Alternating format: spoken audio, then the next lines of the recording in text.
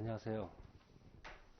저는 여러분들과 이제 한 2달에 걸쳐서 고급 회계를 같이 공부해 볼 텐데요. 고급 회계는 지금 용어들이 생소해요. 그리고 고급 회계는 회계적인 지식도 필요하지만 필요한 지식이 뭐가 필요하냐면 화폐의 시간가치 개념이 꼭 필요해요. 화폐의 시간가치. 회계에 화폐 시간가치 개념이 필요해서 어려워요. 예? 꼭 해 주실 필요가 있고, 인터에서 필요한 지식이 뭐가 있냐면 반드 있죠. 본드. 본드의 삼각표를 여러분들은 기억하고 있어야 돼요. 이 2가지가 꼭 필요해요. 나머지는 저한테 배우는 거를 하시면 되는데, 이 회계가 뭐예요? 여러분들 회계가? 회계가 언어거든요. 장사한 거를 그 돈을 대준 사람한테 자기가 알려주는 언어예요, 언어. 그러니까 여러분들 영어를 배울 때 어떻게 배웠죠? 물론 영어를 이해하면서 배운 분들도 있어요. 근데 영어를 제일 잘하는 방법 뭘까요? 문장을 통째로 외우는 거예요. 여러분 단어 할 때 그 단어 쪽에 가서 다 이해하셨습니까? 학교 가는 거 스쿨이라는 걸 외웠죠? 예? 언더스탠드가 이해하다는 걸 외웠잖아요. 그걸 많이 하면 이제 언더 아래쪽에 스탠드 하면 이해하다 이렇게 해서 이제 뽀개서 이제 이해하는 거예요. 그거는 영어를 많이 했을 때 하는 거지. 근데 처음에 영어 배울 때 언더스탠드를 갖다 그렇게 쪼개서 이해하는 것보다 대부분 이해하다는 언더스탠드 이렇게 외운다고요. 근데 여러분들 중에 회계를 공부하면서 회계를 이해하려고 그러는 부분도 많은데 이해하는 것도 중요해요. 그런데 시험은 어떻게 된다? 이해한 다음에 외워야 돼요. 제가 좀 엉뚱한지 모르지만 제 첫 페이지 보면 제 경력이 있거든요. 여기 빠졌네요. 저는 이 학력에 고등학교를 덕수상고를 졸업했어요. 독상고 다닐 때 저는 3년 동안 한 것이 주산하고 부기밖에 안 했어요. 그래서 1년 공부해갖고 고대를 들어갔어요. 예? 그러니까 제가 회계를 배울 때, 그 당시 부기라고 그러는데, 부기를 배울 때 이해하고 했을까요? 그냥 그렇게 외우지 않았어요. 그렇게 이해하지 않았어요. 외웠어요. 거래, 판료수는 뭐다, 막 이렇게 외웠어요. 자로 맞으면서. 그리고 어느 정도 되니까, 회계가 그런 거구나, 이렇게 알았더라고요. 근데 여러분들한테 그렇게까지 못하니까 제가 이해는 시켜드릴 거예요. 이해는 시켜드리는데, 그 다음에는 외워야지 시험장에 가서 한 번에 붙어요. 여러분들 중에 목표를 나는 이 AICPA를 2번에 가서 시험을 합격하겠다. 이렇게 처음부터 이렇게 목표를 잡은 사람이 있었어요. 그런 사람이 많아요. 저는 그 사람들 보면 이해가 안 가요. 과감에 구경할 게 맞습니까? 아이고, 하나도 구경할 거 없어요. 그럼 2번에 걸쳐서 목표를, 시험을 합격한다 목표를 잡은 사람은 최소한 몇 번 가야 될까? 2번 가야 돼요. 한 번 어긋나면 몇 번 가야 될까? 3번 가야 된다고, 3번. 예? 괌에 가는 비행기표 비싸요. 그래서 모든 시험은, 저는 이제 직장 다니면서 이거를 6개월에 붙었는데, 직장도 보통 직장이 아니고 은행에 기획 담당하면서 팀장일 때 했는데, 여러분들한테 제가 이러는 거예요. 저보다는 지금 나이가 어리잖아요. 제가 합격했을 때가 40살 때인데, 예? 이걸 AICP 합격했을 때 40살 때인데, 여러분들 나이에는 죽자 살자 해야 돼요. 왜요? 여러분 본인을 위해서. 예? 본인을 위해서. 제가 학원 선생이 이런 얘기 할 필요가 없지. 근데 저는 좀 그런 건 싫어요. 맨 뒤에 책 보면 제가 시를 하나 넣어놨어요. 이 책의 맨 뒤에 보면. 왜 시를 넣어놨을까요? 회계와 시라 어울리지가 않죠. 그런데 나중에 여러분들이 AICPA가 목적이 되면 인생에서 크게 큰 인물이 안 돼요. 이건 하나의 도구일 뿐이에요. 도구일 뿐. 진짜 나중에 조직에서 훌륭한 사람이 되려면, 존경받는 사람이 되려면 따뜻한 가슴과 냉철한 머리가 있어야 되거든요. 근데 회계를 배우는 사람이 대부분 이 잔머리는 굉장히 발달되어 있는데 따뜻한 마음이 별로 없어요. 거기까지. 예? 거기까지. 그래서 여러분들은 좀 그러지 마시고 배워갖고 나중에 더불어 손잡고 잘 발전하는, 조직도 발전하고 본인도 발전하는 그런 사람이 되세요. 회계 지식 중요하기도 하죠. 근데 여러분들한테 김새는 얘기 같지만 이거 합격하면 인생이 막 팍 바뀔까요? 그렇진 않아요. 이것도 하나의 과정이에요. 과정. 예? 근데 그 과정이 좋아야 돼요. 그래야지 나중에 여러분들이 한 50살 됐을 때 존경받는 그런 사람이 돼 있어요. 그렇지 않으면 저는 별로 그렇지 않아요. 그래서 여러분들이 공부도 열심히 하고 또 할 때는 열심히 하고 그 주위의 사람들하고도 잘 친해놓기 바래요. 그래서 같이 공부하면서 같이 친구가 된 사람도 나중에 또 어떻게 또 서로 도움을 주고 받을지도 몰라요. 제가 고대 다닐 때 고시반에 있었는데 30명이 고시반에 있었어요. 그 당시에는 회계사를 100명 뽑을 때인데 한 20명 정도 붙었죠. 근데 지금 와서 그 사람들 대부분 중에 지금 나와서 뭐 지낸 친구도 있고 잘된 사람들은 어떤 사람이 잘 되냐면 친구들하고 유대관계 잘된 친구 사람들. 왜 그럴까요? CPA를 합격해갖고 회계법이 들어가면 거긴 누가 있을까요? 1000명, 2000명 다 회계사예요. 예? 다 회계사라고. 그럼 회계사 중에서 파트너는 누가 될까요? 회계 지식이 좀 많은 사람? 아니. 그런 사람이 파트너가 되는 것이 아니고 네트워크가 좋은 사람이 일감을 많이 갖고 온 사람이 파트너가 돼요. 그럼 그걸 누가 좌우하느냐? 본인이 평상시에 쌓아온 것이 다 그때 판가름 나요. 그래서 공부하는 것도 중요하고 하지만 못지않게 인간관계도 잘 하시라는 뜻이에요. 자, 각서라고 거기 목차를 보시면 지금 우리가 한 13개 타픽인데 제일 중요한 타픽은 6장, 9장, 13장이 제일 중요해요. 여기서는 시험 문제가 안 나올 수가 없어요. 두 문제 전후가 나와요. 굉장히 중요한 파트입니다. 6장, 9장, 13장. 그 다음에 중요한 파트가 보면은 3장, 4장, 12장 정도가 중요해요. 3장, 4장, 12장. 그 다음에 제일 공부를 안 해도 되는 건 10장은 공부를 안 해도 돼요. 10장 거의 시험에 안 나와요. 10장 거의 시험에 안 나와요.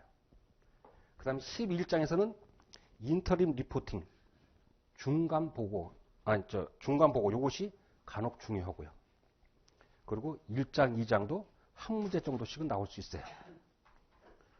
그래서 먼저 말씀드리면 IFRS의 문제가 대략 페레의 멀티플 초이스의 90문제라면 대략 한 15문제 나오는 것 같아요.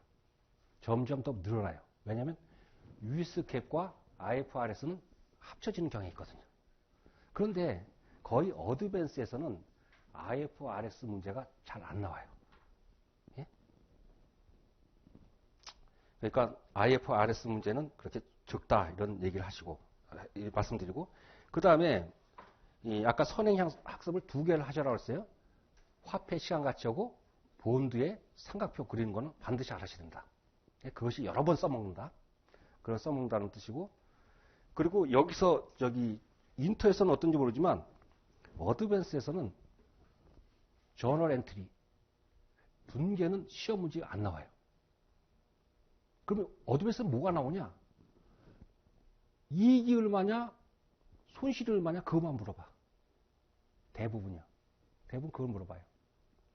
그리고 저널 엔트리가 나오는 파트가 딱 한 파트가 있는데 13장의 비즈니스 컴비네이션 이 파트에서는 회계 처리 문제가 나와요. 시뮬레이션에서. 거기서 그쪽에서는 제가 말씀드릴게요. 따로. 그래서 그리고 제가 자신 있게 얘기를 하는데 과거 10년 문제를 제가 리뷰 과정에서도 같이 풀어봤었고, 그리고 10년치, 20년치를 다 이렇게 봤어요. 옛날 기출문제를. 그런데 그 어드밴스에 관련된 문제는 굉장히 심플하게 나와요. 이 와일리 문제나 제 책에서 다루는 거보다 좀 심플해요. 그 문제를 보시면 굉장히 기출문제 보시면 그렇게 어렵지 않구나 할 수 있을 거예요. 그리고 제가 이 와일리 문제를 다 풀기 위해서 처음에는 다 가르쳤는데 그러다 보니까 시간도 부족하고 별로 의미가 없어요. 왜냐면 문제를 풀기 위한 문제가 많아서. 그래서 과감하게 시험과 관계없는 것은 제가 풀지 않을 거예요. 예? 그리고 제가 풀지 말라는 건 안 푸셔도 되고. 그리고 이 교재에 있는 거를 이해하시면 충분해요. 충분하시니까 걱정하지 마시고. 그리고 한 가지 제가 양해를 구할 게 있어요. 제가 독수한글 나왔다 했잖아요. 우리는 공부할 때 주산북 이런 거 해갖고 영어 발음이 그렇게 썩 좋진 않아요. 그래서 여러분 중에 영어 발음을 배우려고 온 분은 저한테 좀 약간 배울 게 적을 수도 있어요. 제가 먼저 양해를 드리는 거예요. 저도 은행에서 유학을 보내서 미국 미시간 스테이트 가서 경작 석사를 했지만 나이가 들어서 영어 배우니까 발음이 안 고쳐지더라고요. 그래서 미리 양해를 구하는 거예요. 미리 양해. 그런 거 있으면 혹시 또 발음이 영적이면 저한테 얘기해 주세요. 그 발음은 이렇게 하는 게 훨씬 좋다. 그럼 제가 바꿔서 하죠. 무슨 말 알겠습니까? 자, 지금부터 본 수업에 들어가는데 1페이지를 보세요. 1페이지요. 1페이지에 보시면 제목이 뭐라고 되냐면 에쿼티 메소드 해갖고 지분법 이렇게 되어 있습니다. 그러죠? 자, 그러면 이거를 들어가기 앞서서 제가 잠시 여러분들하고 선행학습을 좀 해보죠.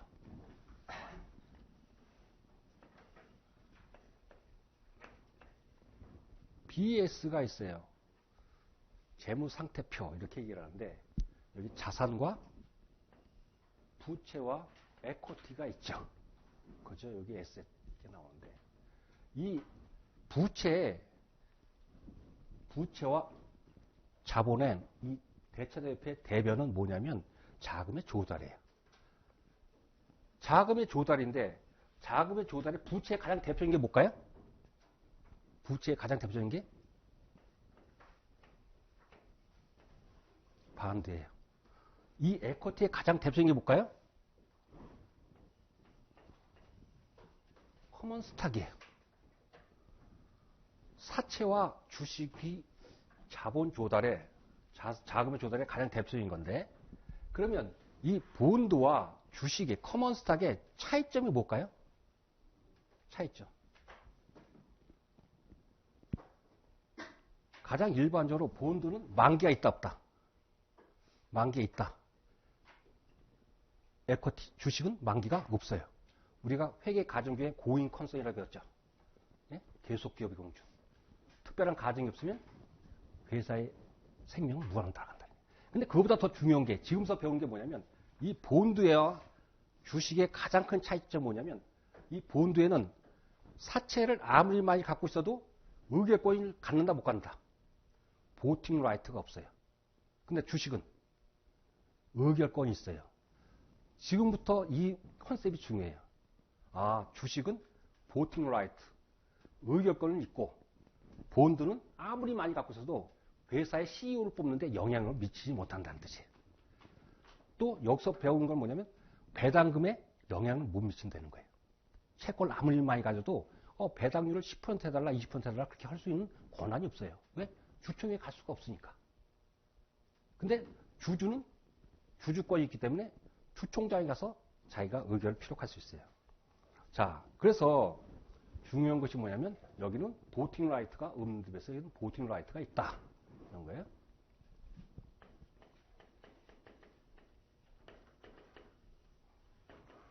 의결권이 없고 있어요. 자, 그러면 우리가 지금 배우자 하는 것은 이 본드를 투자하는 게 아니고 이 커먼 스탁, 타 회사의 주식을 사는 케이스예요. 다른 회사의 주식을 사는데 그러면 이 주식을 사는데 어떻게 되냐면 지분율, 투자 비율이 20% 미만인 경우가 있겠네. 미만인 경우. 그렇겠죠? 그 다음에 20%에서도 50% 사이에 있는 경우가 있겠죠. 그죠? 그 다음에 50%를 초과하는 경우가 있다고요. 그러면 우리가 보통 20% 미만을 갖고 있으면 이 주식을 사고 있으면 그 회사의 영향력이 어떻다고 보는 걸까요? 영향력이 별로 많지가 않다고 보는 거예요. 뭐 주식을 뭐 한 1% 갖고 있으면 실제로 가서 뭐 어떻게 할 수 있게 별로 없다는 뜻이에요.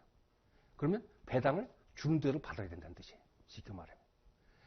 그런데 20% 50% 갖고 있으면 이 사람은, 이 주주는 어떻게 할까요? 그 회사에 가서 야, 니네 요번에 배당을 10% 해 또는 5% 이렇게 주장할 수 있다는 거예요. 그래서 그걸 다른 말로 하면 이 영향력이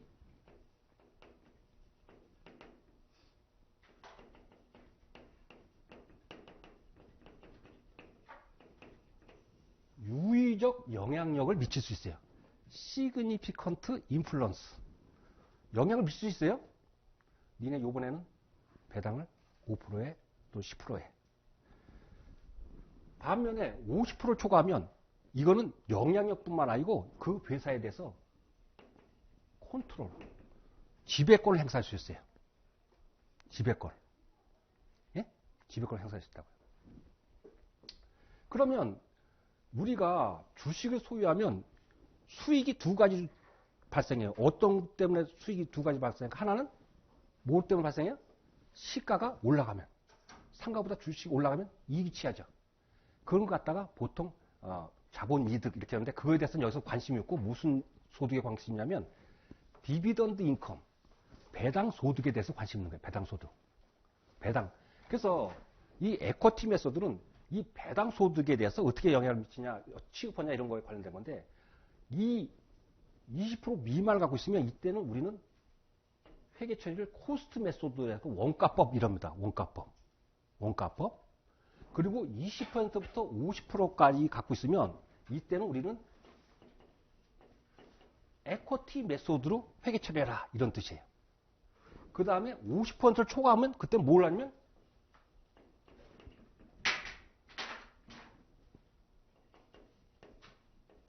콘솔리데이션, 연결을 해결하 이렇게 해요. 그래서 연결은 13장에서 배울 거고 이 코스트 메소드는 여러분들이 이미 인터넷에서 배웠어요. 이미 배웠어요. 알게 모르게 배웠다고요. 제가 다시 설명드리겠지만 그래서 지금 배우고자 하는 에쿼티 메소드예요. 그럼 이 에쿼티 메소드는 뭐냐? 그러면 이 에쿼티 메소드는 이런 뜻이에요. 여기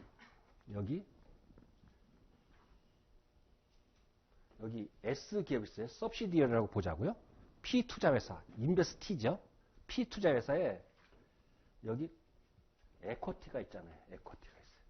이 에쿼티가 언제 증가하죠? 여러분들? 에쿼티 쪽이 증가하는 게 언제 에쿼티가 증가해요? 넷 인컴이 발생하면 에쿼티가 증가하죠. 반대로 에쿼티가 감소할 때는 언제 감소합니까?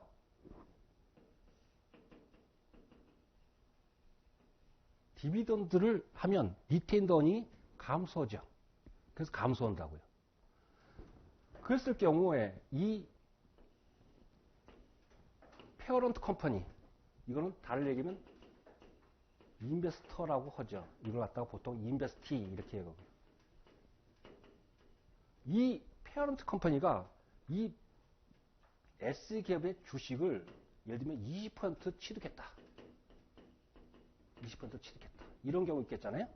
이렇게 하면 이 사람은 주식을 사면 계정을 뭐를 처리하냐면 장기 자산으로 볼 때는 인베스트먼트 계정을 차례. 인베스트먼트. 됐습니까? 일단 아웃라인을 설명드린 다음에 체험 갈 테니까 필기는 안 하셔도 될 거예요. 대부분 보면 나중에 하실 테니까.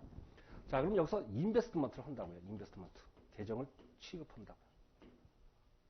그러면 이것이 처음에 에쿼티 쪽에 커먼 스탁을 취득했을 경우 이것이 취득한 걸 갖다가 여기다 취득하고 한다고요. 반면에 넷인컴이 했을 경우는 인베스트먼트 금액을 어떻게 해야 될까요? 증가시켜야 되겠죠. 왜? 이 피투자에서의 에코티의 요 전체 부분을 요 하나의 계정으로 연결시킨 거예요. 그래서 요것이 에코티가 증가하면 네디컬 발생했을 때 증가하잖아요. 증가하면 요걸 갖다 인베스트먼트를 증가시켜줘요. 디비던드가 발생하면 에코티가 감소잖아요. 그럼 인베스트먼트를 감소시키는 거예요. 그래서 이걸 대비해 보면 이렇게 됩니다. 자, 코스트 메소드와 에코티 메소드가 있는데 취득 시, 즉 다시 하면 투자 시에 회계 처리는 어떻게 할까요? 현금으로 취득했다 그러면 대비세 인베스트먼트 크레딧의 캐시 이렇게 되겠죠. 그죠? 샀으니까 캐시가 나가고 인베스트먼트 계정이 증가하죠. 이 에코팀에서도 똑같아요. 이거는 이 취득할 때는 별로 차이가 없어요. 똑같아요. 똑같다고. 그럼 뭐가 문제냐? 이 P투자회사 인베스티가 넷인컴을 보고했을 때가 있고 인베스티가 디비던드를 페이드했을 시점에 있을 거 아닙니까?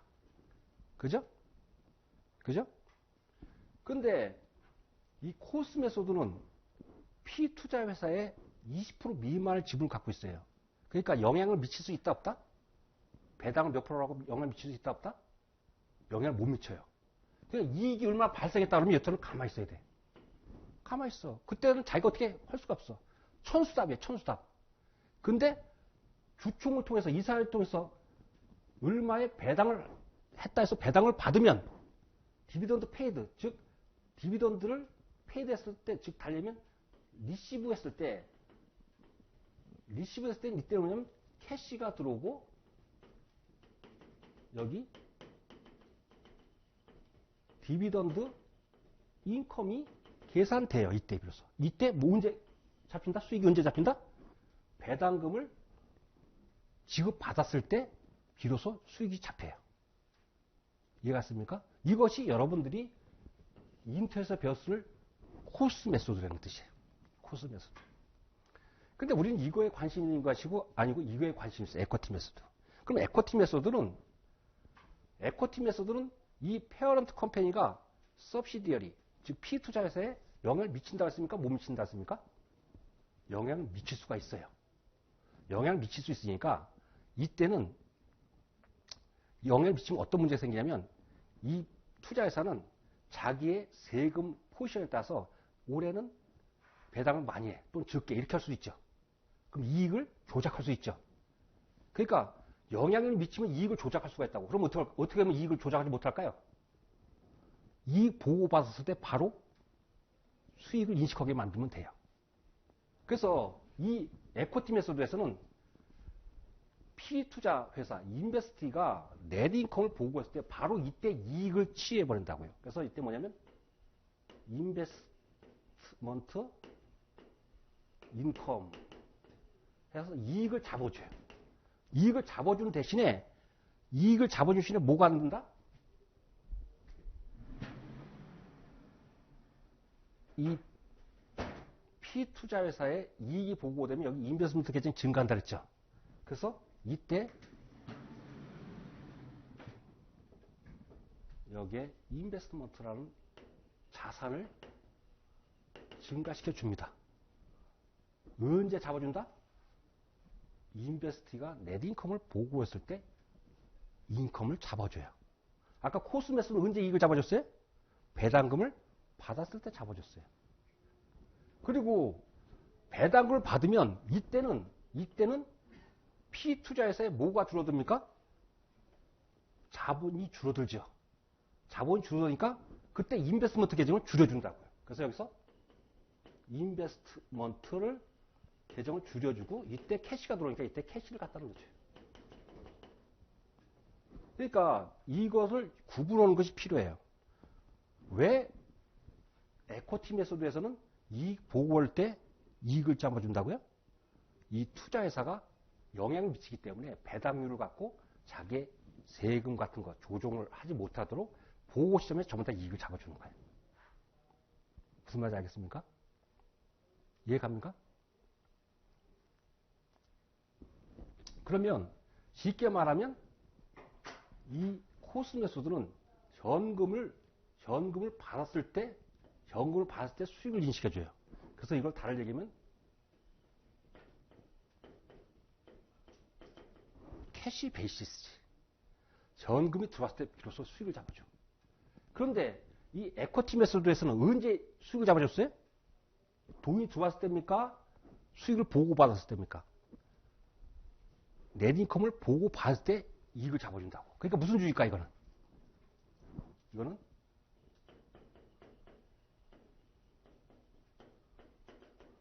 어쿠루얼 베이시스예요. 발생주의예요. 발생주의라고요. 이해가 있습니까? 그래서 이걸 헷갈려요. 헷갈린다고. 왜? 여러분들은 이미 코스 메소드에 익숙해져 있어요. 그래서 배당을 받을 때 수익을 잡아주는 걸로 되어 있는데 에쿼티 메소드에는 그렇게 하면 안 된다. 그러면 이 사람이 자기가 세금을 적게 낼 때는 배당을 적게 요청할 거고 영향을 미칠 수 있으니까 주총 가서 그 다음에 세금을 적게 낼 때는 배당을 많이 요청할 수 있으니까 그런 걸 갖다 원천 봉쇄하기 위해서 인베스티가 넷인컴을 보고 있을 때 무조건 다 잡아줘라 수익을. 그렇게 하면 조작할 수가 없겠지. 영향을 미칠 수가 없겠지. 예? 그런 차원에서 했기 때문에 어쿠럴 베이시스예요. 우리 회계는 주로 어떤 걸 할까요? 어쿠럴 베이시스가 갭이라고 이렇게 배웠죠. 네, 그래서 이렇게 배웠어요. 그런데 우리 시험 문제에서는 이렇게 했는데 어떤 거를 나오냐면 시험 문제에서는 여러분 필기였는데 적으니까 제가 필기 안 하도록 3페이지 밑에 보시면 3페이지 밑에 보시면 그 박스를 갖다 물어봐요. 연말에 인베스트먼트 금액이 얼마냐? 인베스트먼트 인컴이 얼마냐? 이걸 물어본다고. 그러니까 그걸 물어볼 때는 여러분들 보시면 여기 보세요. 여기 인베스트먼트는 언제 증가했어요? 에쿼티 메소드에? 넷인컴이 보고됐을 때. 언제 또 줄어들어요? 배당을 받았을 때. 예? 그렇기 때문에 제가 거기다 공식을 써놨어요. 뭐냐면 인베스트먼트 금액이 얼마냐? 연말에. 그러면 이거는 어떻게 되냐면 취득 금액 플러스 넷인컴에서 디비던드를 차감한 거에 곱하기 취득 지분율을 곱하면 바로 이것이 인베스트먼트 금액이 나와요. 그러니까 굳이 이 분계를 할 필요가 있다 없다? 분계는 여러분들이 컨셉을 잡아주고 하는데 시험 문제 풀 때는 분계를 할 필요가 없어요. 분계하면 굉장히 시간이 많이 걸리겠지. 그리고 또 하나 물어보는 것이 그러면 인베스트먼트 인컴은 얼마냐 이렇게 물어본다고. 그럼 이거는 넷인컴 곱하기 퍼센트를 곱하면 이것이 바로 인베스트먼트 인컴을 구하는 그런 컨셉이에요. 그러니까 이 회계 처리는 여러분들이 말로다가 나올 때 여러분들이 이걸 컨셉을 구하는 거고 시험 문제, 계산 문제 나올 땐 이 박스에 있는 것만 하시면 답이 그대로 나온다.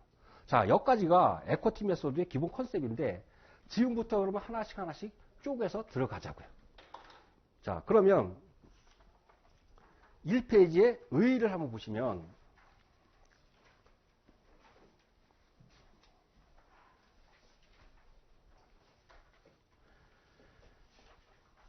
에쿼티 메소드라는 것은 언제 이루어지냐면 인베스터 투자자가 어떻게 돼요? 인베스티의 오퍼레이팅이나 파이낸셜 팔러시에 대해서 유의적 중대한 영향력을 미칠 수 있을 때 에쿼티 메소드를 적용한다. 그래서 이 에쿼티 메소드는 뭐냐면 두 번째, 피투자회사의 순자산이 에쿼티죠. 에쿼티의 변동에 따라 지분율만큼 투자 주식의 가액을 조정해주는 방법이다. 달리 얘기하면 이런 거죠. P회사가 S회사의 주식을 지금 처음에 20% 취득했어요. 그 시커먼 스탁이 만약에 1000이라면 취득 금액이 얼마일까 이거? 200으로 잡아줬겠지. 200으로. 그죠? 근데 한 해 보니까 이익을 500이라고 됐어요. 500이면 이 중에 500 중에서 얼마만큼 갖고 오면 될까요? 20%니까 100이 여기 플러스였고 증가시켜 주겠지. 근데 디비던드가 만약에 400을 했어요. 그러면 요만큼 차감되는 거죠. 이 에쿼티가 차감되는 거죠. 그러면 20%, 420%는 얼마일까요? 80만큼 줄여주겠죠. 이 피투자회사의 에쿼티 쪽을 변동을 갖다가 투자회사의 인베스트먼트 계정으로 하나로 연결시켜 주는 거예요. 그래서 이 에쿼티의 증감을, 피투자회사의 에쿼티 증감을 인베스트먼트 계정에 나타내준다 해서 에쿼티 메소드예요. 그러니까 이해를 하십니까? 에쿼티 메소드라는 건 피투자회사의 에쿼티의 변동을 그대로 인베스트먼트 계정으로 연결시켜서 조정해 주는 것이 에쿼티 메소드라는 거예요. 이해가 했어요? 그 말의 의미를? 이해가 했습니까? 이해 안 가시면 얘기하세요. 이해가 했어요? 그래서 지금 이 케이스를 하면 이렇게 되겠지. 지금 그 케이스를 하면 처음에 투자했으니까 인베스트먼트가 200이고 인베스트먼트가 200이고 캐시가 200이 나갔겠죠. 그죠? 근데 보고돼서 500이 보고되니까 20%가 얼마큼 인베스트먼트가 증가했어요? 100. 그래서 여기다 인베스트먼트 100, 인베스트먼트 인컴 100. 그 다음에 배당 얼마 했어요? 배당을 400 했는데 자기 건 얼마 들어요? 80. 그래서 캐시는 80 들어오지만 인베스트먼트가 80 줄어요.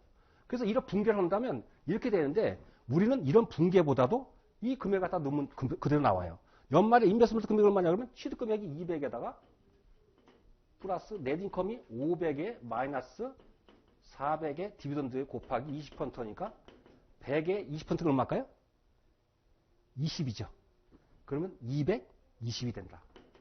연말에 220 된다. 왜? 200에다가 100 더하고 마이너스 80 됐으니까 220 됐죠. 이것이 인베스트먼트 금액을 구하는 그런 컨셉이에요. 이해하셨습니까? 그래서 에쿼티 메소드라는 건 피투자회사의 에쿼티 쪽의 변동을 투자회사의 인베스트먼트 계정의 하나로 연결시켜서 나타내준다. 자, 하나씩 나갈 거예요. 그 다음에 의의에 보시면 인베스트먼트 투자 금액에 대해서는 연말에 시가평가 한다 안 한다? 안 한다. 자, 여기서 코스트 메소드에서는 코스트 메소드는 시가평가를 해요. 시가평가를 해. 근데 에쿼티 메소드는 시가평가를 하면 안 돼요. 여러분들 페어밸류 옵션이라는 거 들어보셨어요? 페어밸류 옵션? 페어밸류 옵션? 페어밸류 옵션 시가평가 하나요 안 하나요? 하죠. 그럼 페어밸류 옵션이라는 말이 있으면 이건 에쿼티 메소드 적용할 수 있다 없다? 없다. 에쿼티 메소드는 시가평가를 하지 않는 거예요. 시가평가하는 거는 에쿼티 메소드를 적용할 수가 없어요. 이해가 했어요? 자, 그래서 투자금에 대해서는 연말에 시가평가하지 않아요. 자, 그러면 이 목적을 보시면 이 에쿼티 메소드는 어크루얼 베이시스예요. 발생 규제라는 건 뭐냐면 피투자회사가 이익을 보고하는 시점에서 투자이익을 인식해요. 왜 그럴까요? 영향력을 미치니까 고무줄처럼 배당률을 땡기고 밀고 할 수가 못하도록 바로 발생했을 때, 이익이 발생했을 때 바로 이익을 잡아라 이렇게 하는 거죠. 예? 이익 조작을 방지하기 위해서 이익 보고 시점에서 이익을 다 인식시켜라 이런 뜻이에요. 그 다음에 원라인 콘솔리데이션이에요. 한 줄로 표시된 연계이다. 즉 피투자회사의 재무제표상 모든 변동이 투자회사의 인베스트먼트 어카운트에 반영이 돼요. 정확하게는 피투자회사의 뭐예요? 에쿼티의 변동이 바로 투자회사의 인베스트먼트 계정에 바로 연결시켜서 반영이 되도록 만드는 거예요. 그래서 한 줄이라는 건 인베스트먼트 계정 하나로 전체 피투자회사의 변동을 갖다가 연결시킨다 해서 원라인 콘솔리데이션, 한 줄로 된 연결이다 이렇게 얘기하는 거예요. 됐습니까? 그래서 그럼 지분법을 적용하는 걸 잘 보셔야 되는데 보통 우리 회계는 꼭 그렇지도 않으면서 이런 말을 써요. 회계는 형식보다 실질을 더 중시한다. 갭을 그렇지도 않으면서 그렇게 말 써요. 회계는 그런 거 없어요. 보통 형식을 중요한데 말로는 그렇게 해요. 그래서 형식적으로는 20% 미만이면 코스트 메소드 쓰고 20% 이상 포함합니다. 50% 이하 포함합니다. 이때는 에쿼티 메소드 써요. 50% 초과하면 연결 재무제표 작성하는 건데 이건 형식적 기준이에요. 그런데 여러분들 그 반가로 3번에 보시면 지분율이 20% 미만이라도 영향력을 행사할 수 있는 경우가 있어. 그러니까 회계는 형식보다 실질이 더 중요하니까 만약 10%를 갖고 있어도 이 피투자에서도 굉장히 큰 영향을 미칠 수 있을 때는 무슨 법을 적용해야 될까? 에쿼티 메소드를 적용해야지. 무슨 말 하겠어요? 그래서 거기서 쭉 나와 있는데 4가지가 있는데 그 중에서 맨 밑에 줄을 시험 문제 나오는 건 맨 밑에 줄이 잘만 나와요. 그 largest single shareholder. 이 10%를 갖고 있는데 피투자에서 제일 큰 주주야, 대주주야, 가장 1대 대주주야. 이런 경우는 10%를 갖고 있어도 무슨 법 적용해라? 에쿼티.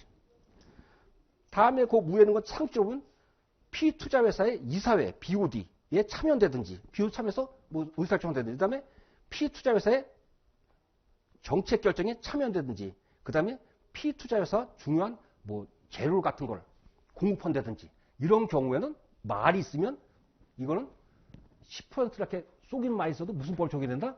에쿼티 메소드를 적용해야 된다 이런 뜻이에요. 근데 4번째가 시험을 잘 나오겠죠. 그럼 반대로도 있을 거 아닙니까? 반대가 그 다음 페이지예요.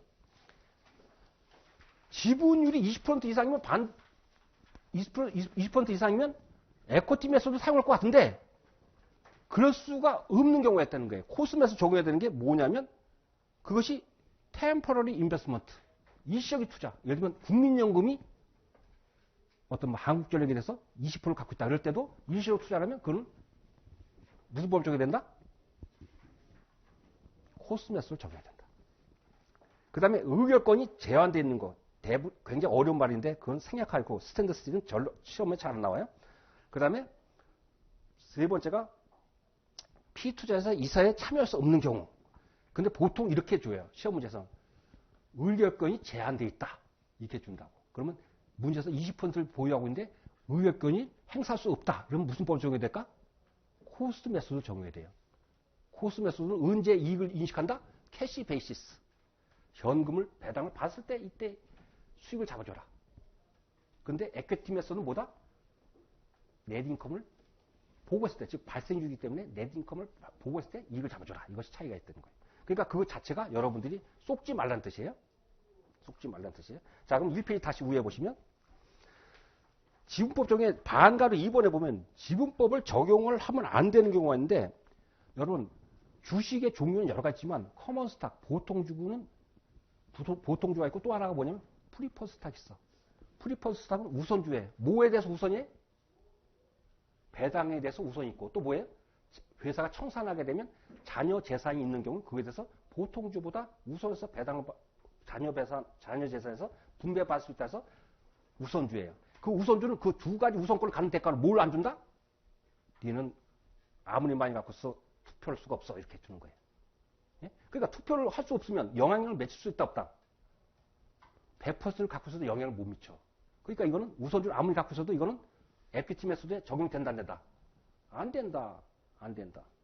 그 다음에 페어밸류 옵션. 이거는 시가평가니까 아까 시가평가면 에쿼티 매수를 적용 못하고 코스트 매수를 해야 돼요. 그래서 페어밸류 옵션을 선택하지 않는다 이런 말이 있어야 돼요. 만약 20%를 갖고 있어도 페어밸류 옵션을 선택했다 그러면 무슨 법 적용해야 된다?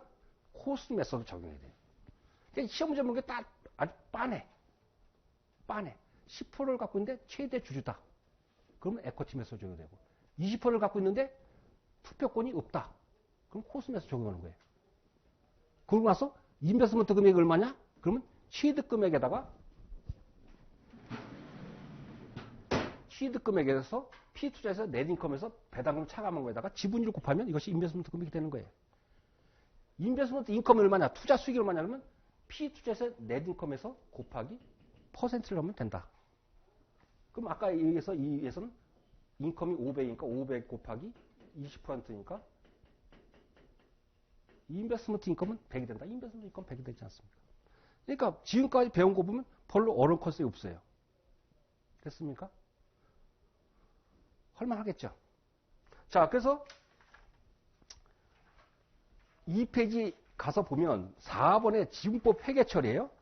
그러면 지분법의 회계처리를 어떻게 하냐면 인베스트먼트 넷인컴, 피투자회사가 이익을 보고하는 경우는 투자자의 지분율만큼 투자 주식이 장부가액이 증가되겠죠.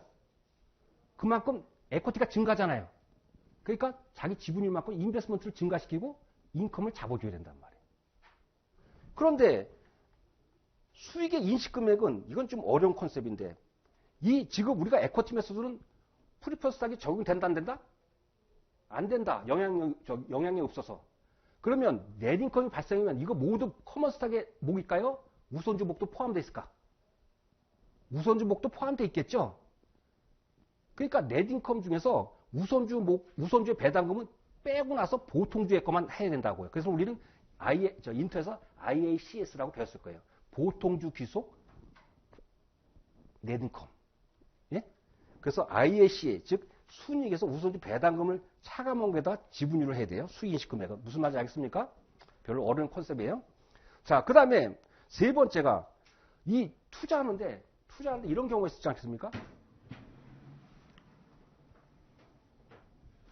이 인베스트의 주식을 20% 취득했는데 이거를 1월 1일 날 취득했으면 이 500에 대해서 20%를 갖고 와서 100을 갖고 증가시키면 되겠죠. 근데 만약에 7월 1일 날 취득했으면 이 500에 대해서 전체를 다 갖고 있을까요? 어떻게 하면 될까요? 500에 대해서 20% 곱하기 12분의 6을 해야 되겠지. 월할 계산해야 될 거 아닙니까? 월할 계산. 그 컨셉이에요. 무슨 말 알겠습니까? 기준에 취득했으면 월할 인식해야지. 왜 1월 인식했으면 전체 이익에 대해서 권한이 있지만 7월 인식했으면 반년도의 이익에 대해서만 권한이 있을 거 아닙니까? 당연한 거 아닙니까? 여러분들? 감가상각 할 때 여러분들 디프리시에이션 할 때 1월 1일 날 취득한 거와 7월 1일 날 취득한 거 감가상각비를 똑같이 계산했습니까? 7월 1일 날 취득했으면 절반만 인식했죠? 그 컨셉은 똑같은 거죠. 이해가시죠? 그런 컨셉이에요. 당연한 거예요. 지극히 당연한 거예요. 그래서 기준이 취득하는 경우는 피투자 이익에 곱하기 지분율 곱하기 뭐예요? 12분의 투자기간에다가 여러분 형광펜을 칠하라. 12분의 투자기간만큼 월할 계산해서 인식해야 되겠다. 월할 계산하는 거 당연하겠죠? 월할 계산 당연해요. 그래서 첫 번째 반가로 끝난 거예요. 피투자에서 이 보고 시에 동글뱅 1번처럼 인식하는데 그 금액을 계산하는 게 2번, 3번이 계산되는 거다. 그 다음에 4번 피투자 손실보고 시는 시험에서 전혀 관계 안 나오니까 이런 게 있다는 거 스킵합니다. 자, 그 다음에 2번에 보면 디비던드 페이먼트, 배당금을 지급받는 경우 이때는 피투자에서의 뭐가 감소해요? 에코티가 감소니까 인베스트먼트 금액을 주만큼 줄여줘야 되겠죠? 그죠? 그래서 배당금을 받게 되면 피투자회사의 에코티가 감소니까 인베스트먼트를 줄여준다고. 그 대신 캐싱 들어오니까 캐싱 잡아주겠지. 코스메소드 잘 보세요. 코스메소드는 이때 수익을 잡아줘. 그래서 이걸 갖고 문제를 내면 꼭 여러분들이 틀리다고. 이렇게 배운 데도 틀려. 왜 틀릴까요? 이거에 익숙해져 있어서. 에퀴티 메소드는 언제 수익 인식한다? 넷인컴을 보고. 배당금 받았을 때 수익 인식한다, 안 한다? 안 한다. 에쿼티 메소드는 배당금 받을 때 전혀 수익 인식 안 해. 근데 여러분들 머릿속에는 배당금 받았을 때 수익 인식하는 게 꽉 들어가 있어. 그러니까 시험 문제 되면 바로 O 했다가 틀리지. X인데.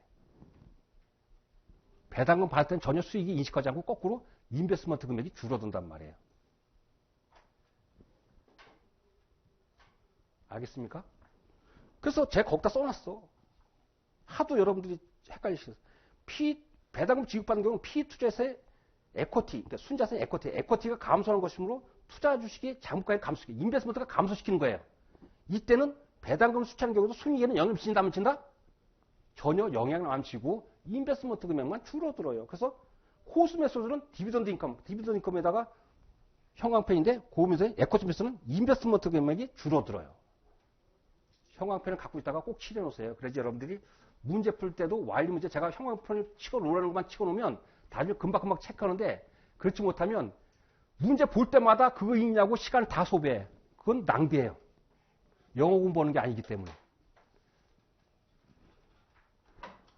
자, 그 다음에 보시면, 뭐 이게 양념인데, 동그라미 2번이에요. 배당 중에는 캐시 디비던드, 현금 배당이 있지만 무슨 배당이 있을까요?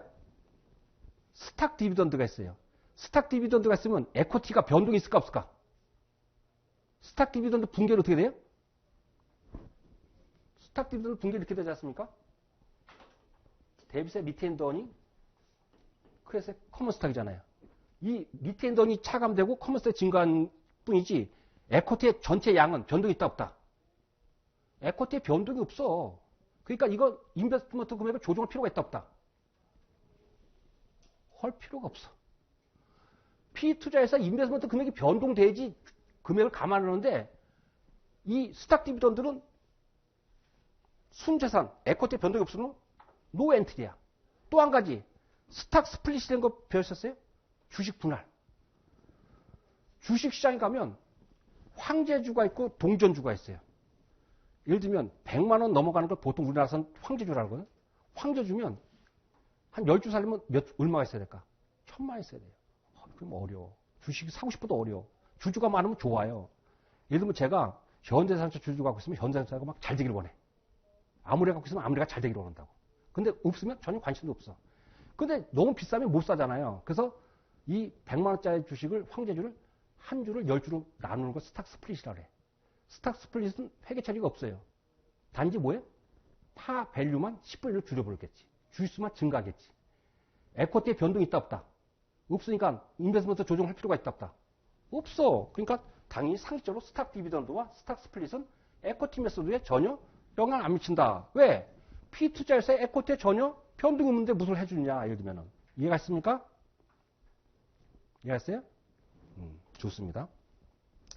그 다음에 세 번째 보시면 리퀴데이팅 디비던드, 청산 배당이에요.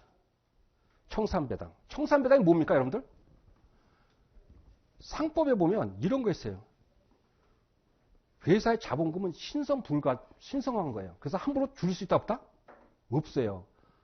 자본금, 납입자금을 줄이려면 법원에 허가를 받아야 돼요. 우리나라 같으면. 함부로 줄 수가 없어요. 그러면 배당의 대전제가 뭐냐면 이익이 없으면 배당을 할 수 없다. 이것이 대전제야. 여러분 이익이 없는데도 배당할 수 있는 건 인터넷 하나 배운 거 있지. 어떤 거 있다 했어요? 건설 중 배당. 배당 건설 이자. 그거는 이익이 없어도 배당한 경우는 뭐 안 배웠으면 관계없고요. 근데 일반적으로 이익이 없으면 배당 없어. 그러니까 배당을 하려면 뭐가 있어요? 이익이 있어갖고 이익이 있으면 뭐로 넘어갑니까? 넷인컴은. 리테인드 어닝으로 넘어가죠. 그러니까 리테인드 어닝보다 더 초과해서 배당하게 되면 뭐가 헐어지는 것까? 커먼 스탁이나 APIC가 헐어지는 거죠. 그럴 경우는 거의 뭐예요?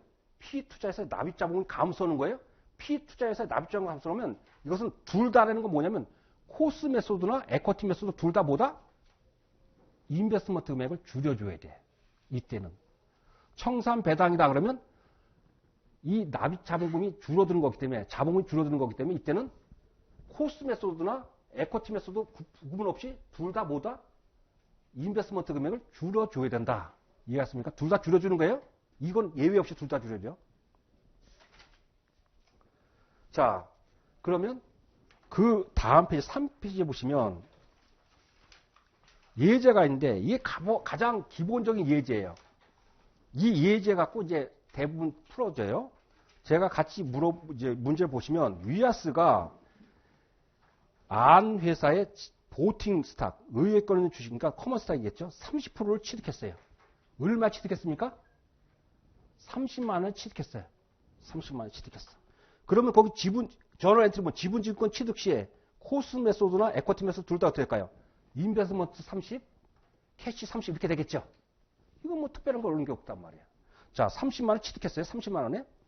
그런데 그 취득 당시에 P투자회사 인베스트인 안스 회사의 순자산은 얼마냐면 100만 원 했어요. 100만 원 했으니까 30%니까 30에 취득했겠지. 이해했습니까? 100만 원에 30%니까 30에 취득했겠지. 그 다음에 페어밸류와 캐링 어마운트, 붓밸류는 같다. 뭐 그건 양념이고요. 지음에서 쓰지 않고. 근데 이 P투자회사인 안이 넷인컴이 10만 원을 보고했어요. 10만 원을 보고했으면 몇 퍼센트가 이 회사의 이익일까 잡힐까? 30% 이익을 잡으면 되겠죠.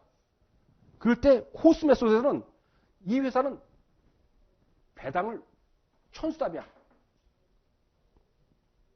피투자에서 주는 대로 받아야 되기 때문에 이때는 전혀 할 수가 없어. 코스 매수는. 근데 에쿼티 매수는 보고가 10만 원 되면 거기 10만 원에 자기 목이 30%니까 30만 원만큼 뭐가 인베스트먼트 증가시켜줘야 돼. 또 뭐야? 인컴을 30%니까 3만 원 잡아야 돼. 10만 원 3만 원이니까 30%니까 3만 원 잡아주는 거야. 이해가 갔습니까? 10만에 30%니까 3만의 인베스트먼트 금액을 증가시키고 그만큼 인컴도 잡아준다. 그리고 배당을 4만을 지급했대. 배당 4만을 지급했으면 에쿼티가 감소했겠죠. 그런데 이 코스 메소드는 캐시 베이시스니까 이때 현금 들어오니까 4만의 30%인 12,000을 캐시가 들어오니까 그걸 그때 디비던드 인컴을 잡으죠. 캐시 베이시스예요. 그런데 에쿼티 메소드에는 이때는 피투자에서의 에쿼티가 감소했으니까 인베스트먼트 금액을 줄여줘야 돼. 이익을 인식한다 안 한다? 이익을 인식 안 해요. 인베스트먼트 금액을 줄여줘. 크레딧 쪽에. 12,000. 그 대신 캐시가 들어오겠지. 자, 다시 강조합니다. 수익을 인식하는 것이 에쿼티 매수는 언제 인식한다? 피투자에서 넷인컴을 보고했을 경우. 현금 배당을 받을 때는 인식하면 된다 안 된다? 안 되고 인베스트먼트 금액을 줄여주는 거예요. 잊지 마세요. 이것도 물론 1월 2일 날 취득했기 때문에 전체를 다 이렇게 하는 거예요. 월하게 산할 필요가 없었고요. 그래서 연말에 인베스트먼트 금액을 구하라 이렇게 나오면 코스 매수는 시세 변동이 없다면 당연히 30만 그대로 있겠지. 그럼 에쿼티 매수는 어떻게 되냐? 에쿼티 매수는 30만 플러스 10만 마이너스 4만. 어디서 나온지 알겠죠? 10만에 넷인컴 보고한 거에서 디비던드 4만 차감한 거. 그러면 6만이죠. 6만에 30%는 얼마일까? 18,000이겠죠. 그러면 31만 8천이 답이 되는 거예요. 수익이 얼마냐? 그러면 10만에 30% 해갖고 3만이 잡히는 거예요. 이해가 갔습니까?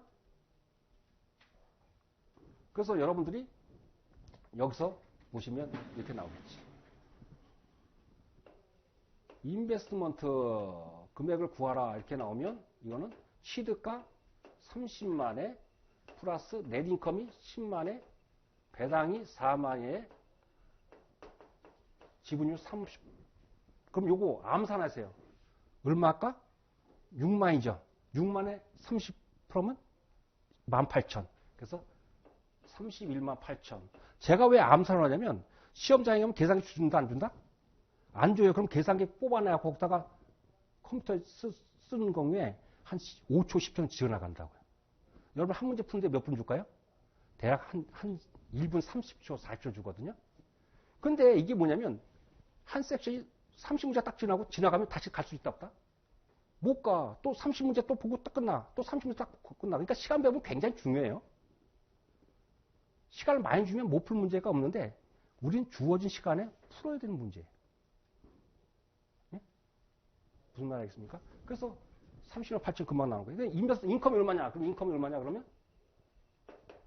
요거 10만 곱하기 30%에서 3만이 인컴이 잡니다. 이러면 끝난 거예요.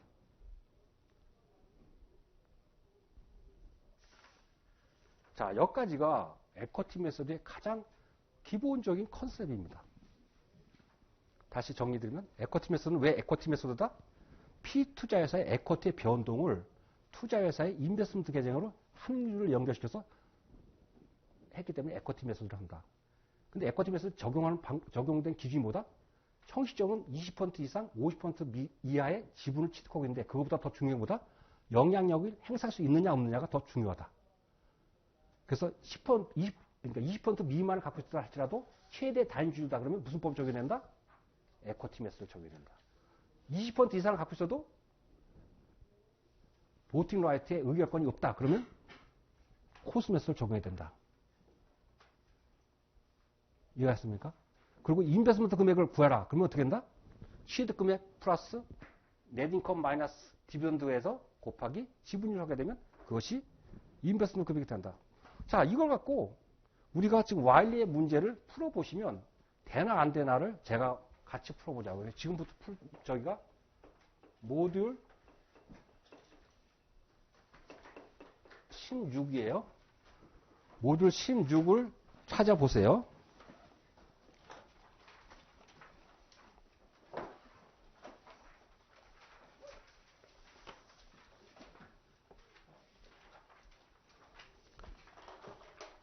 그리고 페레 시험 문장에 가보시면 90문제의 멀티플 초이스가 올해까지 나올 텐데 90문제 중에 계산 문제가 여러분들 몇 문제가 나올 것 같아요? 90문제 중에. 제 생각에는 20문제 넘지 않아요. 미국 문제는 계산 문제보다도 말루다 되는 게 더 많이 나와요. 근데 말루다 나오는 게 우리나라 사람들은 더 어려워요. 그러니까 그걸 참고하시고 지금 보시면 몇 번부터 푸시냐면 컨셉을 잡기 위해서 모듈 16에 46번부터 잡으실래요? 46번. 모듈 16에 46번. 거기 AFS 이렇게 나온 거 문제 찾았습니까? 혹시 책을 안 갖고 오신 분은 옆에 분하고 같이 보시든지 오늘 또는 그렇지 않으면 빌려서 오세요.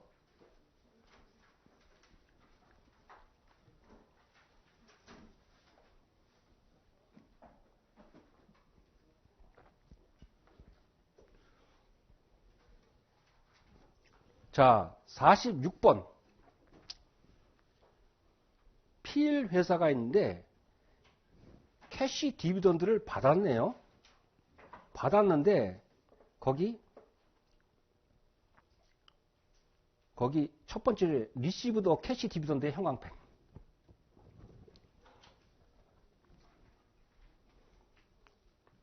거기 두 번째 줄에 increase in the investment account의 형광펜. 형광펜 쳤습니까? 자, 그러면 이 말은 뭐냐면 현금 배당을 받은 것이 인베스트먼트 금액을 증가시키느냐 이런 뜻이에요. 질문의 요지는. 모듈 16의 46번. 현금 배당 받은 것이 인베스트먼트 계장을 증가시킨다. 자, 에쿼티 메소드를 자, AFS 경우는 무슨 법이 적용됐을까? AFS는 당연히 말이 없으니까 여기는 코스트 메소드죠. 코스트 메소드는 현금 배당 받을 때는 인베스트먼트 계정을 조정합니까? 안 합니까? 안 하죠. 그냥 현금하고 그냥 이익만 인식해주지. 이익만. 그게 노지, 노. 에쿼티 메소드는 배당 받으면 인베스트먼트 계정을 증가시켜줍니까? 거꾸로 감소시키죠. 디크리스죠. 디크리스죠. 그러니까 노죠. 그래서 46번은 형광펜의 첫 줄에 리시브드 캐시 디비던드의 형광펜. 그 다음에 두 번째 줄에 increase in the investment account예요. 현금 배당 받은 것이 인베스트먼트 계정을 증가시키느냐? 코스 메소드에서 노. 에쿼티 메소드는 노. 둘 다 노예요.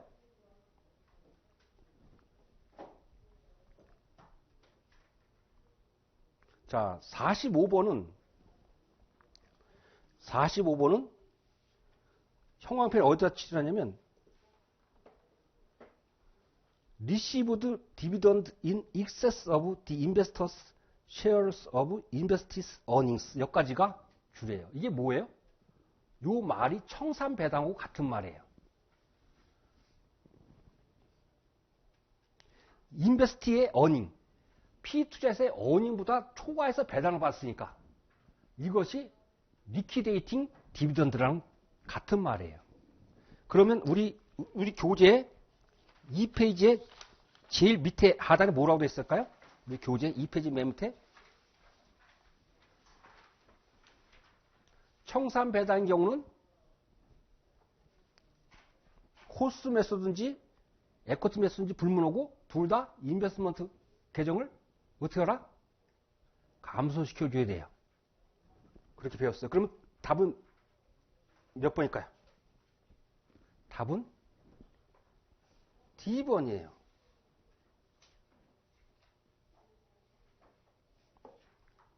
거기에 45번에 ABCD의 인베스트먼트에 형광펜을 해야 되겠죠. 인베스트먼트에 어떤 영향을 미치냐 이런 뜻이에요. 인베스트먼트에는 둘 다 감소시켜야 되겠죠? 됐습니까? 빠른가요? 따라올 수 있어요? 자, 좋습니다. 따라올 수 있다 그러니까. 자, 그 다음에 38번이요. 38번인데 38번은 좀 여러분들을 볼 때가 있어요. 38번에 보시면 첫 번째 줄에 몇 퍼센트를 취득했어요? 20%. 20%. 그 다음에 15만에 취득했습니다. 15만 불에. 근데 거기 형광펜 뭐냐면 세 번째에 not give ability to exercise significant influence over. 영향을 미친다 했습니까? 못 미친다 했습니까? 못 미친다 했죠? 20%를 갖고 있으면 에쿼티 메소드 같은데 영향을 못 미치니까 무슨 법 적용이 될까 이건? 코스 메소드. 코스 메소드 적용하는 걸 딱 여러분 눈치채야 되겠지. 이렇게 이제 시험 문제 약간 꼰 거예요. 미국 문제 3치고 꼰 거예요. 이걸 꼰다고 생각하는 거예요. 그러면 코스 메소드는 거기 보시면 ABCD에 뭐가 물어봐요? 인베스먼트 금액이 얼마냐 물어보잖아요. 인베스먼트 금액을 물어보는 거예요. 인베스먼트 금액은. 예? 인베스먼트 금액, 형광펜. 인베스먼트 금액을 물어보면 거기 뭐시냐면 그 인베스먼트 금액 위에 뭐냐면 There was no change in fair value. 시가가 변동이 있다 할 때 없어요. 없으면 인베스먼트 금액이 변동이 있을까 없을까? 변동이 없으면 시가 변동이 없으면 코스 매수는 그대로 똑같이 취득 금액 그대로 가야 되겠지. 답은 몇 번일까? B번이 답이에요. 코스 메소드에서는 이익에, 그러니까 P투자에서의 에쿼티 변동이 있다 해서 인베스트먼트 금액이 변동하지 않아요. 오직 언제만 변동되냐? 시가가 변동됐을 때만 인베스트먼트 금액이 변동하잖아요. 그러니까 변동이 없다 했으니까 문제에서 바로 15만 불이 그대로 답이 되는 거죠. 다시 한번 문제를 읽어보세요. 제가 잠시 시간 줄 테니까. 그래서 이 문제에서는 20%는 쏘기 위해서 20%를 주는 거예요. 거기에 더 키워드는 뭐다? 여기에 영향력을 행사할 수 없다. 그러니까 무슨 법을 사용하라? 코스메스 사용해라. 근데 또 그 밑에 뭐냐? 시가는 변동하지 않았다. 그럼 뭐 그대로 15만 불 그대로 BS에 잡혀 있어야지요. 그죠? 왜? 코스메스는 취득한 금액이 그대로 있어요. 이 투자회사의 P투자에서 이익 보고할 때도 가만히 있고 디비던드 받았을 때도 그냥 이익만 시켜주지 인베스트먼트 금액은 변동이 있다 없다? 없다. 시가가 변동 없으니까 그대로 15만 불이 답이죠. 답이에요. 자, 그거와 연결된 게 뭐냐면 38번과 연결된 게 39번이 약간 대조되는 거예요. 38번은 20%인데 코스메스 사용하는 거예요. 근데 39번을 보시면 거기 그 첫 번째 10% 갖고 있어. 그럼 10%면 여러분 딱 모을 것 같아요, 여러분들은. 그런데 코스트가 아니겠지. 그 밑에 보면 10% 갖고 있는데 40만 불에 취득했어요. 그 세 번째 줄에 두 번째도 형광펜 라지스트 싱글 쉐어홀더. 그러면 10% 갖고 있지만 일대 최대 주주라는 거예요. 그럼 영향을 미친다, 못 미친다? 영향을 미친다. 그럼 무슨 법 사용해라 이거 말은? 에쿼티 메소드를 사용해라. 에쿼티 메소드를 사용해라. 10%를 갖고 있지만 최대 다인주주니까 영향을 미칠 수 있잖아. 그러면 에쿼티 메소드 사용해라. 그러니까 그걸 해놓고 거기 또 뭐가 있냐면 그것도 모를까봐 머저러티 보드 오브 디렉터 BOD의 다수결을 차지하고 있다. 뭐 그런 것까지 나왔어요. 그러니까 당연히 의사결정이 미친다는 뜻이에요. 그런데 인컴이 50만이고 디비던드가 15만인데 거기 또 밑에 보시면 not elect fair value option. fair value option을 선택했다 안 했다? 안 했다. 이것이 있으면 이것도 무조건 코스메스예요. 근데 선택하지 않았기 때문에 에쿼티 메소드 사용하는 거예요. 그냥 저기가 지뢰밭이 몇 편 있어요. 그걸 잘 넘어가야 돼요. 그러고 나서 ABCD에 뭘 합니까? 형광펜으로 인베스트먼트 금액이 얼마냐? 인베스트먼트 금액이 얼마냐? 그러면 여러분 교재 3페이지 밑에 박스에 갖고 인베스트먼트 금액을 구해보세요. 우리 교재 3페이지 밑에 보면 박스에 인베스트먼트 금액 구하는 거 있죠? 공식 제가 써드렸잖아요. 써드렸잖아요. 취득금액에서 P투자에서의 넷인컴에서 디비던드를 차감한 거에 지분율을 곱해주면 그것이 인베스트먼트 금액이 된다. 그럼 한번 직접 계산해 보세요. 직접 계산. 여러분들 이 회계는 손으로 해야 돼요. 머리로 하는 것이 손으로 해봐야지 여러분들 실력이 늘어요. 그래도 머릿속에 남는다고요. 귀찮아하지 마시고 꼭 해보세요.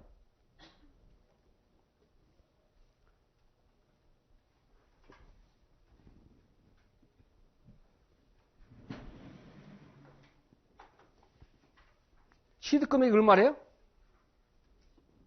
40만이에요, 40만.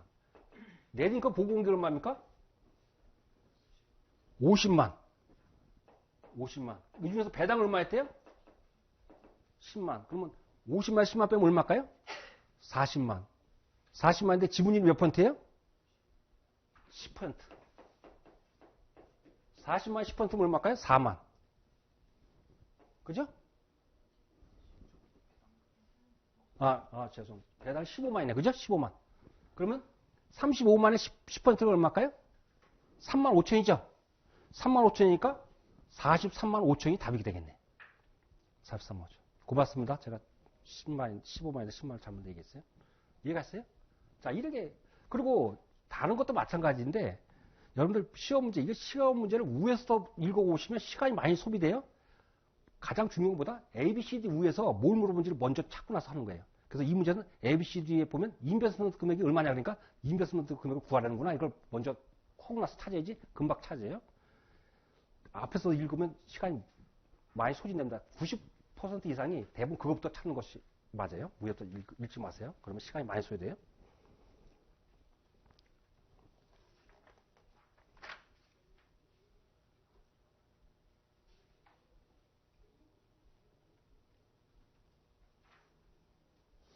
그 다음에 여러분들이 35번은 자습이에요.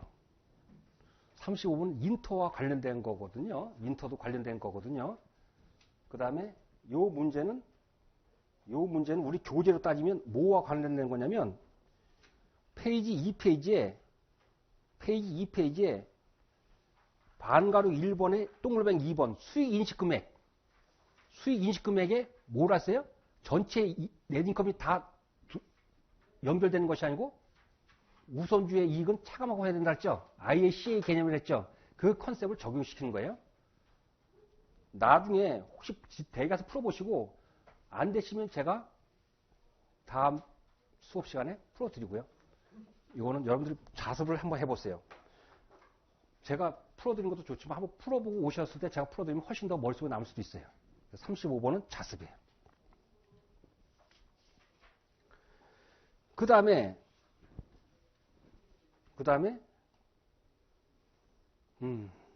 그까지 하면은 대부분 문제는 지금까지 문제는 다 풀릴 것 같아요. 자, 여기까지 에쿼티 메소드의 가장 기본적인 문제를 풀었는데 어려운 컨셉이 있었습니까? 여기서 중요한 것보다 에쿼티 메소드는 어쿠럴 베이시스다. 그래서 피투자에서 이익이 보고할 때 인베스트먼트 금액을 증가시켜야 된다. 에쿼티까지 증가해서. 그때 이익을 잡아준다. 배당금을 받을 때 이익을 인식한다 안 한다? 안 한다. 배당금을 받을 때는 인베스트먼트를 줄였는데 왜? 에쿼티가 줄어들기 때문에 피투자에서요. 그 다음에 이 인베스트먼트 금액이 얼마냐? 인베스트먼트 인컴이 얼마냐? 그러면 3페이지 밑에 박스를 연산시켜라. 그걸 이제 알면은 굳이 분개를 하지 않아도 문제는 다 풀 수 있다. 예? 제가 정리해 드렸어요. 3페이지 밑에 그 인베스트먼트 금액 구하는 거.